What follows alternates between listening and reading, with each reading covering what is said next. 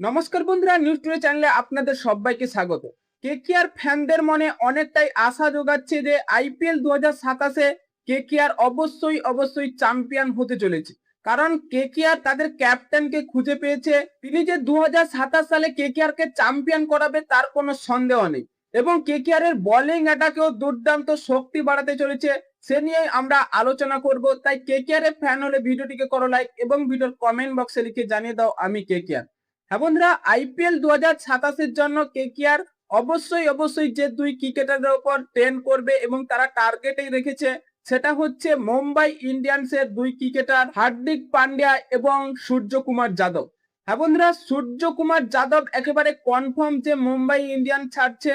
কারণ তিনি যত ইনস্টাগ্রামে ফটো রয়েছে বা সোশ্যাল মিডিয়া যত মুম্বাই ইন্ডিয়ান দলের ফটো, সেগুলো তিনি ডিলিট করছে এবং মুম্বাই ইন্ডিয়ান দলকে আনফলো করছে এবং কেকেআর কে ফলো করছে। তাই এটা পরিষ্কার বোঝা যায় যে মুম্বাই ইন্ডিয়ান দল ছাড়ছে সেই সূর্যকুমার যাদব, এবং কেকেআর অবশ্যই টার্গেটে রাখবে সূর্যকুমার যাদব। সে ঘরের ছেলে, এবার ঘরে এসে ভালো একটা কিছু করে দেখাক। এবং মুম্বাই দল থেকে সূর্যকুমার যাদব যাচ্ছে ঠিক আছে, কিন্তু হার্দিক পান্ডিয়াকে কেন ছাড়ছে? হার্দিক পান্ডিয়া ভাই অনেক ক্যাপ্টেন্সি নিয়ে তার কন্ট্রিবিউশন হয়েছে এবং তাকে নিয়ে বহু ট্রোল করা হয়েছে। তাই সেখানে তার ইগো হার্ট হয়েছে এবং হার্দিক পান্ডিয়াও থাকতে চাইছে না মুম্বাই দলের হয়ে।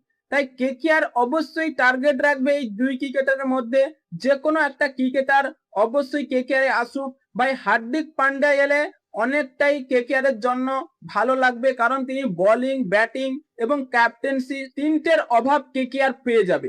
এবং সূর্যকুমার যাদব যদি আসে, তার ক্যাপ্টেন্সি এবং ব্যাটিং, ভাই টি-20 ক্রিকেটে এই সূর্যকুমার যাদব একটা সময় রাজ করে বেড়াতো, কিন্তু এই 2026 মরশুমে মুম্বাই দলের হয়ে ঠিক একটা ভালো পারফরমেন্স করতে পারেনি। তাই তাকে আর অ্যাগ্রেসিভ দেখাচ্ছে না, তাই তার প্রতি আর ইন্টারেস্টিং রাখছে না মুম্বাই দল। এবং মুম্বাই দলের যদি আমরা দেখি, তারা অন্য কোনো এক নতুন ক্রিকেটারকে তারা ক্যাপ্টেন্সির পদ দিতে চলেছে। ভাই সেটা তিলক বর্মা। কারণ তিলক বর্মা এবার জাতীয় দল অর্থাৎ টিম ইন্ডিয়ার হয়ে ক্যাপ্টেন্সির পদ পেয়েছে। সেই শ্রীলঙ্কার বিরুদ্ধে তিনি ক্যাপ্টেন্সি করবেন এবং সহ অধিনায়কে রয়েছে রিয়ান পারাগ। তাই সেখানে মুম্বাই দলও তাকিয়ে থাকবে যে তিলক বর্মা কতটা ভালো করতে পারে। সেই মুম্বাই দলের হয়ে পরের মরশুমে তাকে ক্যাপ্টেন্সির পদ দেওয়া হবে। এবং কেকেআর এর বোলিং অ্যাটাক নিয়ে কিছু আলোচনা ছিল। ভাই কেকেআর 2027 সালে অবশ্যই বোলিং অ্যাটাকে ইমপ্রুভ করবে এবং ভালো কিছু করে দেখাবে।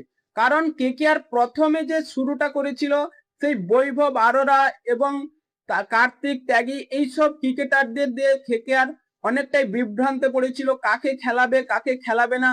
কিন্তু কেকেআর সেই শেষ মুহূর্তে এসে যে তরুপের তাস পেয়ে গেল, কারণ সেই সৌরভ দুবে, ভাই তাকে এতদিন বেঞ্চে বসিয়ে রাখা হয়েছিল, কেন খেলতে দেওয়া হয়নি? কারণ তিনি কেকেআর এর প্রস্তুতি ম্যাচে দুর্দান্ত বোলিং করেছিলেন। ভাই এটাও দেখতে হবে যে কেকেআর এর ম্যানেজমেন্ট নতুন এবং কিছু প্লেয়ারও নতুন এসেছে, তাদের বুঝতে সমস্যা হয়েছে।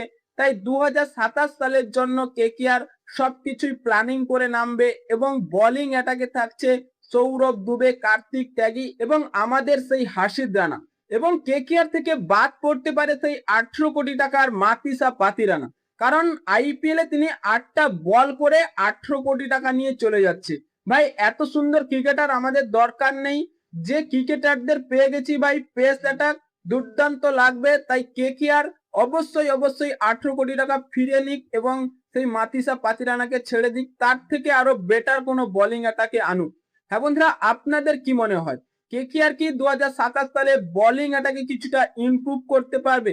এবং তাদের ক্যাপ্টেন্সি কে আসছে, হার্দিক পান্ডিয়া না সূর্যকুমার যাদব? তাই আপনাদের মতামত কমেন্ট বক্সে লিখে জানিয়ে দিন এবং চ্যানেলটি সাবস্ক্রাইব করে আমাদের পাশেই থাকুন। ভিডিওটি শেষ পর্যন্ত দেখার জন্য আপনাকে অসংখ্য ধন্যবাদ।